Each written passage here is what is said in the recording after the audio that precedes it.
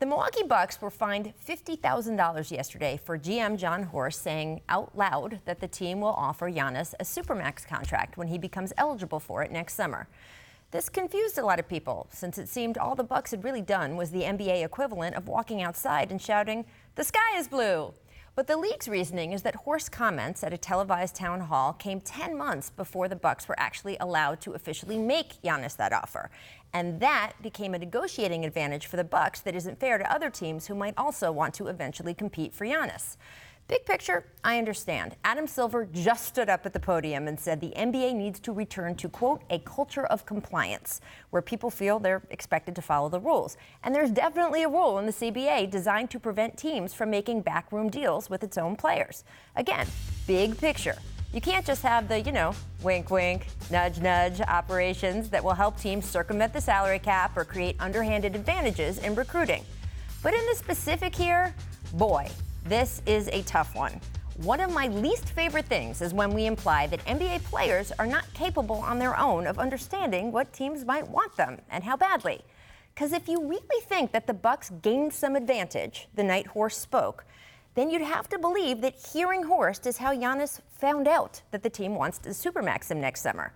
And to believe that, you must also believe that he doesn't own a phone or television, that he doesn't read, that he's never heard of Adrian Wojnarowski.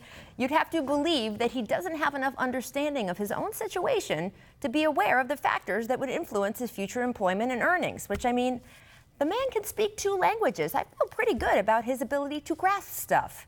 Oh, and there's also the fact that the Supermax was specifically designed to give the home team an advantage over other teams who want to lure a guy like Giannis away. And not just an advantage of a few weeks, a year-long advantage. So what exactly are we really wringing our hands over here? The good news for those who are upset by Horst's comments is I doubt they're going to make that much of a difference to Giannis one way or another. Giannis is much more likely to decide his future based on how the Bucks do this season, how management continues to tweak the pieces around him, what Mike Budenholzer does as a coach. And Giannis has some responsibility in all this too. He's got to continue to evolve into the kind of player who can force a team forward in the playoffs on both ends of the court. If he can, he could be holding up a trophy soon. And the $50,000 the Bucks had to shell out this week will feel like nothing more than a passing cloud in a very, very blue sky. So, Matt, I want to kind of go more to that second point, which is who do you think is most under pressure to make this season a success and make Giannis want to stay at the end of this when they do offer him, as we now all know, that supermax? I know. We're not supposed to tell anyone. I mean, I think you hit it on the head in your monologue. It's the Bucks. Although Giannis does have a lot of responsibility as far as continuing to develop his game and, like you said, being able to get his team over that ultimate hump. But the Bucks have to continue to do the right thing as far as picking up pieces and adding pieces to make this a talented roster, and really just continue to impress him any way they possibly can, because he is obviously one of the best players in the world. And you hear rumblings of him possibly going to other teams. We don't really know if that's true, but you never want to lose a player like Giannis because you're never going to get someone back. That the only way they get big players is through the draft. Right. So to be able to lose a franchise player like that would be a big hit to them.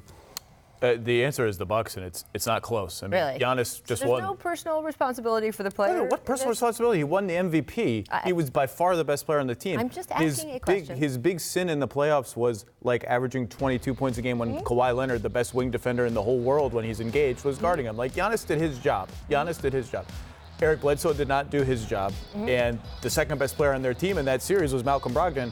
And ownership did not do their job by retaining him. He's on another team now because they didn't want to pay the tax or they didn't think he was worth his contract or whatever.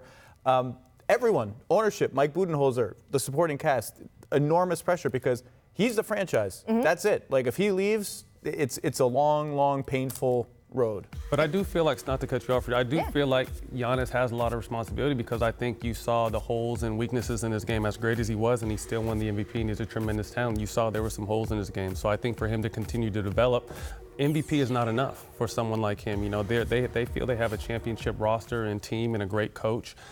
Going all the way and contending for a title is their goal. So a lot of that falls on Giannis' shoulders because he's amazing in the regular season, and you slowly but surely saw a few holes in his game in the playoffs, and hopefully he worked on those holes this offseason. As a player, if you're playing him in a playoff series, we saw Kawhi Leonard after those first 2 games when the 2 teams played each other. They switched things up a little bit. Kawhi definitely defending him, was able to pick at that. Right. What would you do as a player if you were playing in a playoff series against Giannis? What do you fear and what do you try to take away?